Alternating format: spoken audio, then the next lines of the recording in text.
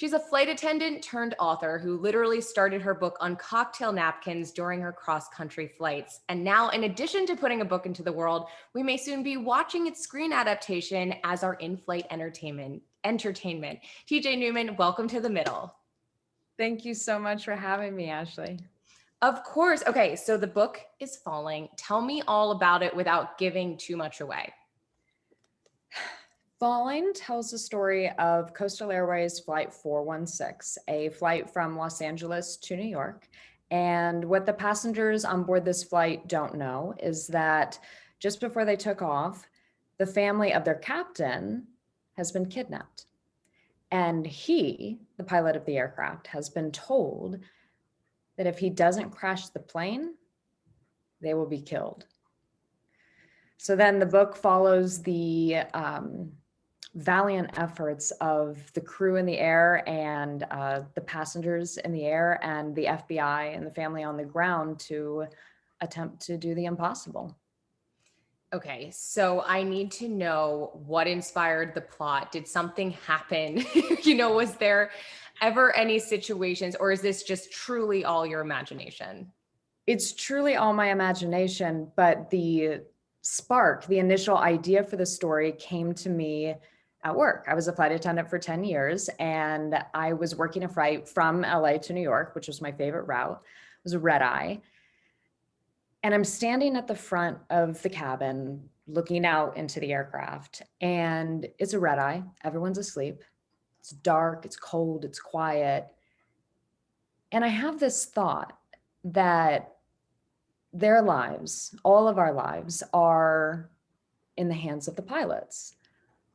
And for the first time, I had the idea of the flip side of that kind of come to mind. This idea that with that much power and responsibility, how vulnerable does that make a commercial pilot? And I couldn't stop thinking about it. And so a few days later, it had kind of solidified into like a more concrete scenario. And I was working a different trip with a different set of pilots. And I just said to the captain that I was with one day, hey, what would you do if your family was kidnapped and you were told that if you didn't crash the plane, they would be killed? What would you do? Do you have my family?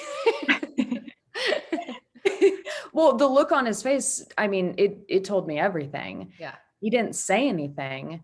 He just looked at me and his face was covered with terror. Mm-hmm. And I knew right then that he didn't have an answer. He didn't know what he would do. And that was the moment when I knew I had the makings of my first book. So did you always want to be a writer, or did the idea inspire you to write? I'm a lifelong reader. I've, scribbled stories my whole life. And before I was a flight attendant, I was an indie bookseller at Changing Hands in Arizona. And before I was an indie bookseller, I was in New York living a life as a starving artist, trying to make it on Broadway. And so I've always been creative. I've always had these dreams to be a writer. And then going from theater, which, by the way, clearly we're having a conversation about a book, not about some upcoming role on Broadway. So that was clearly nothing but failure when I attempted that. And I left New York and moved back home to Arizona, moved in with my parents. And then I'm doing I'm in my mid-20s. What do I do with my life? I'm living at home routine for a while, which is fun. And that's when I got a job at Changing Hands, the bookstore, and rekindled kind of and reminded myself of how deep my artistic literary roots went as well. Mm-hmm. And then I left the bookstore to be a flight attendant because my mom was a flight attendant, my sister was a flight attendant. And when the opportunity came up, I knew it was something that I couldn't pass up. So then you take all of these weird steps along the way and kind of combine them. Then you have the last step, which was the spark of the idea for this story. And then I just got to work. And okay, wait, it all is connected because okay, we're not talking about Broadway, but there is an adaptation, at least in talks, right? So what can you tell me about that, if anything? Well, there's a movie, the movie rights have been bought by Universal. Okay. So there's a movie adaptation. Oh my gosh, congratulations. Thank you. I know. It's huge. And it's insane. I still honestly can't wrap my mind around any of this that's happening, that I got a 2-book deal, that I got a movie deal. It's all just wildly surreal and incredible. And it's weird, I look back, and as I was going through this long process, which I just gave you like the Cliff Notes highlight Of course. reel of that whole journey, and left out, the wandering, failure feelings, and just what am I doing with my life? And none of it made sense as I was doing it. I was simply just following, what made sense, and was dealing with the rejection as it came. And somehow it's created this wild full circle moment. And my first event, my first book signing tour event, will be at Changing Hands, my former place of employment. I love it. All my friends or family will be there. The store is just up the street from my parents' house. It's incredible. surreal. Are you going to be a part of the screenwriting process? And then back to like the Broadway stuff, could you act in the movie that's your book adaptation? Or like, is that even, are you like, no?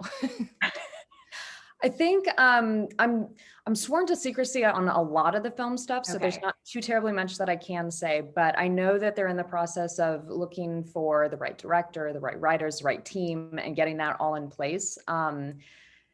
Again, you got to remember, like, I'm a bookseller turned flight attendant who was just like, I'd love to write, this is my dream. And suddenly my dream is coming true. And I'm just going, wait, I have actually no idea what I'm doing. Let me just try to play catch up and understand what's happening here. So Right. the movie stuff, I'm just kind of like, just the fact alone that it could someday be told on the screen is just unbelievable. Unbelievable. And as for me being a part of it, I mean, I'd be thrilled just to be like, passenger in 18, Right. in row 18 at the middle, and you see this much of my head, Yes. just to Be a see part it of all. it. Yeah, that's so cool. Yeah. Okay, so did you read and watch The Flight Attendant, and have you been in touch with Chris Bojalian? I haven't been in touch with him, although I saw him on your show. I Yes, saw that you he's entered great. him. Yeah, he's great. I actually read it when the book was first released years ago. I read it. I've been so busy, I haven't had a chance to watch it, but all the flight attendants I know like loved it, and everybody watched it, and it's a great story. And have any of your previous coworkers read your book yet? And if so, what has their reaction been? Yeah, a handful of them have, and they love it. I think what they love, and what I'm getting a big response to, which I really appreciate, is that flight attendants in my book are being portrayed in a way that they're usually not in the media and in stories. And the way I portray the flight attendants is the truth. We're respected and valued members of a crew. And our primary focus for being on an aircraft is safety and security. And there's a misconception that flight attendants are on board for service. We're there to bring you a drink and some food and a pillow and to make you feel comfortable. Right. And while, yes, that's something that we gladly do, if you only see us doing that, that's a great day at work, because that means we're not doing our job, because our job is to ensure the safety and security of the passengers on board and to provide medical attention in the event of a medical emergency. Do you And have it's any? nice. It's been great to see people responding and saying, I didn't know. This has changed how I look at flight attendants. I didn't know you guys were well trained. I didn't know you had that many responsibilities. I didn't know. I thought, As someone who has anxiety flying, like it's so funny because I love to travel, and I think the more I'm traveling, the less anxiety, because it's just, you're doing it. After like being locked down in the pandemic where no one's traveling, the first flight I got on, there was some turbulence, and I'm like I felt it all come back. And I always look at the flight attendants, like I'm always looking at their faces, because I'm like, if they're calm, we're good. If they're not, then we have a problem. So I am so appreciative of calm, helpful, safety keeping flight attendants all the time. And I do agree. I like that's how you portray them in a very real way. So thank you for doing that. Okay, so you mentioned book number 2. What is that in the works yet? I know it's like, you're like, we didn't even get book 1 out there. Why are you asking me this? But do you have ideas, or are we not even going there? We are, I mean, yes, we have ideas. Yes, I am deep in work on book 2 all the Okay. time. Right now, my life is trying to keep like, the spinning plates just moving in the air. There's so much going on, but yeah, I'm deep into work on book 2, and I'm playing that one as close to the chest as I played book 1. Um, I told very few people that I was writing this book. Like when the announcement went public and it was suddenly like this big thing, I had like very close friends and family calling me, being like, "Oh my God, congratulations. This is so exciting. By the way, you wrote a book?" Right. Why didn't you tell Like, us? Yeah. yeah, because remember, I had come off of failure in New York, big time public failure in front of all my friends and family. And so when I started writing this, the only way I could convince myself to take another artistic risk and put myself out there and be vulnerable was to make a deal with myself of nobody needs to know. Just write this for yourself. If it never leaves your computer, then that's fine, but you need to write this story. And once I had gotten that first draft down and I realized that I had a story and the story was good and it needed some work. Trust me, that first draft was rough, as all first drafts are.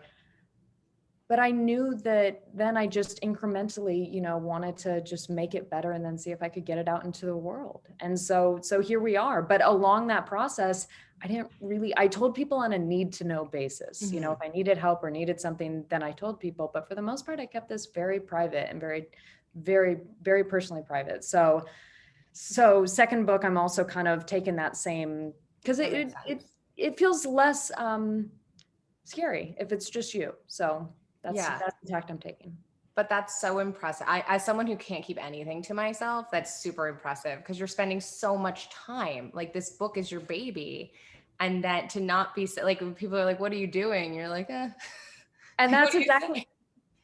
exactly. And that's why, like, I didn't even tell my family I was working on this at first. And I'm, several months into writing the first draft, and I'm thinking they're about to stage an intervention because on my days off, I'm just like disappeared. I'm just like Yeah. not, I'm writing and not responding. So I basically had to be like, look, don't stage an intervention. I'm not leading a double life. There's nothing going on. I'm just writing a book, So yeah, I get that. Well, I'm so glad you did. I cannot wait for the world to read this because, again, falling, it's amazing. And if we want to follow you on Instagram, what is your handle? TJ underscore author. I will quadruple check that. I just blanked on I'll that, double but check it too. Don't worry. I'll make sure it's the right yeah, one. TJ underscore author, I believe. Okay. So book now, movie soon. Can't wait to see all. Keep me posted on everything. And congratulations in advance for all of the success that I know is coming your way. Will do. Thank you so much for having me on, Ashley. Of course.